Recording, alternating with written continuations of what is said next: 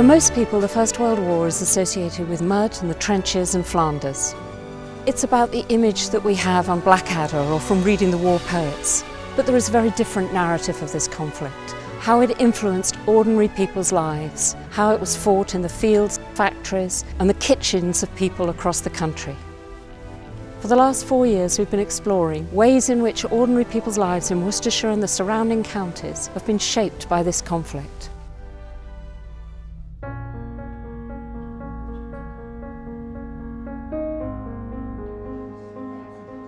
My name is Hayley Carter and I am a postgraduate student at the University of Worcester. My research looks at how couples built and maintained relationships during the First and Second World War, with a particular emphasis on how couples used letters to overcome the miles of separation between them.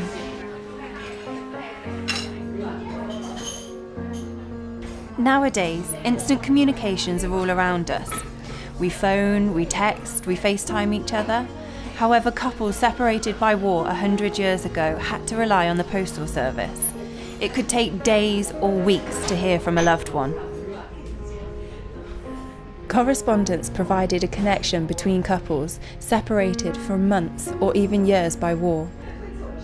Couples wrote to one another of their private thoughts, their shared memories, and they began to discuss their hopes and desires for a future together.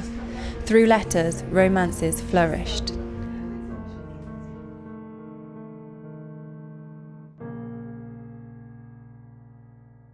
With education improving, this meant that the majority of people could both read and write. This meant that their correspondence could be anything from a brief postcard, a letter, or a hurriedly filled in form to just report that they were okay or wounded. Studdard Kennedy was a Church of England vicar from Worcestershire. He ministered the men at the front. He reminded women of the importance of sending their letters and parcels to loved ones. Remember that next time, the letter may be there. The name may be called, and no answer made, because they are carrying someone on a stretcher out of the clearing station. The voice that should have answered gladly will never answer anymore.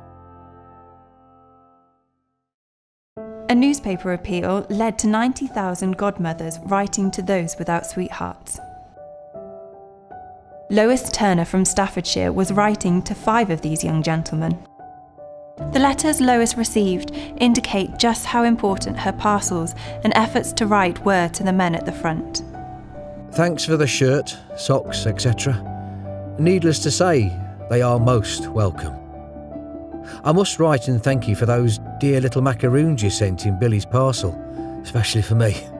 I am so jolly glad I came to see you, dear Lois. I can just picture you making that nice homemade bread.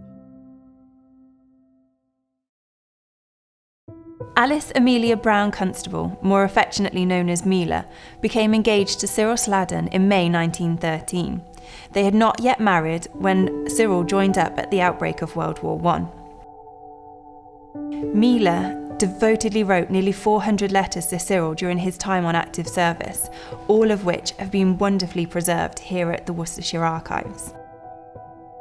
Unfortunately for the couple, Cyril was posted away from the Western Front and into the East. This meant that often their correspondence would take anything up to 6 weeks for it to arrive.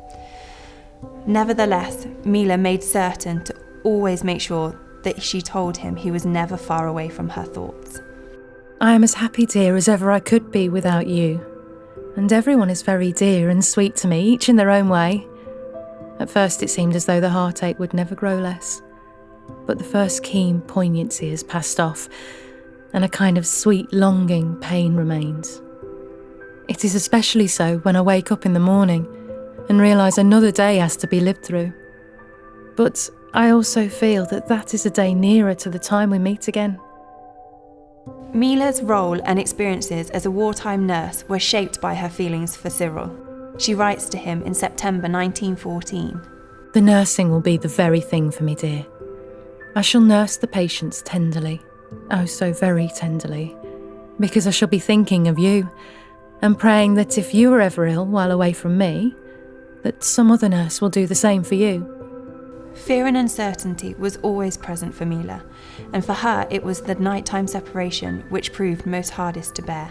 She wrote to Cyril in 1916. I must go to bed now, sweetheart. To dream of you, I hope. Oh, when will the time come when my dreams shall be realities?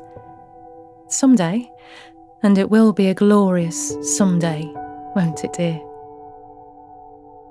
After being separated for the war's duration, Mila and Cyril were finally reunited in March 1919. They wasted no time in turning their long engagement into a loving marriage. On May 3rd, 1919, they were married at St James's Church in Badsey. Fanny and Tom met as a consequence of their wartime experiences. Fanny Cole was a country girl born in Pinvin in 1893 who worked as a children's nurse in various big houses near Pershore in Worcestershire. Tom Slaney was a city boy born in Birmingham in 1890. He had been a soldier since 1912. In November 1914, Tom was shot and possibly gassed and lost the use of his legs. He was treated at the VAD unit in Alton, Solihull, before being sent to convalesce at Highbury Hall in Birmingham. It was during this convalescence that he spied Fanny, now working in the city, who was out for a walk with her young charges. Tom was instantly smitten. Fanny and Tom's courtship, like many other wartime relationships, was largely carried out at a distance, through the exchange of letters, poems and postcards.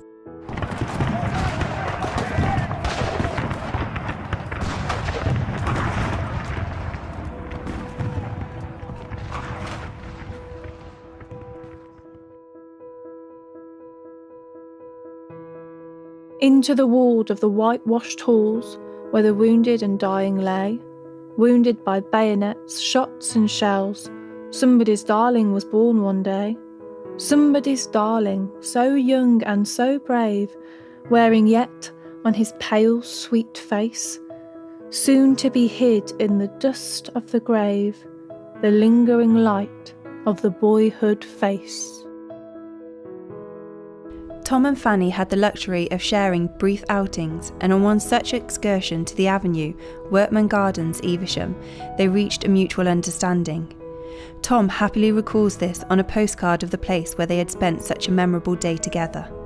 Brought together by the circumstances of the war, their romance began on the home front, and their lives together would be lived in the post-war world. Tom married Fanny on the 1st of April 1918 in St Nicholas's Church, Pinvin.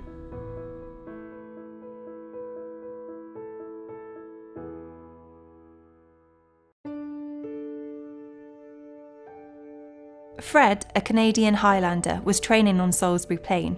Following a visit to his aunt in Malvern, he met May on an evening out in Worcester.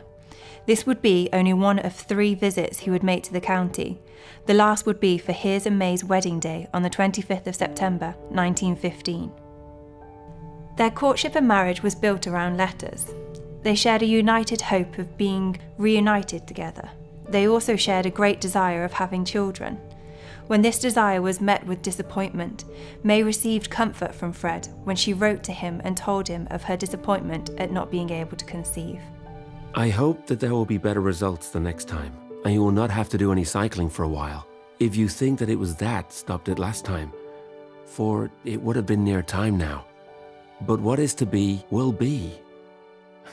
Yes, I would be one of the happiest men if we had a little boy or girl, but everything comes to them that wait. So it might be our luck for it to come to us. May and Fred's relationship ended in heartbreak when Fred died at the Battle of the Somme in 1916. They were just 21 days shy of their first wedding anniversary.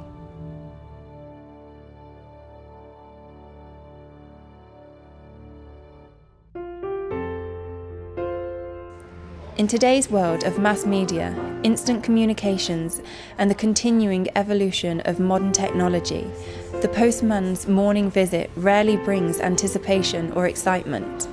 Few people put pen to paper, but these letters provided for many the foundations of a lasting marriage, whilst for others they became all that was left of a brief but intense relationship.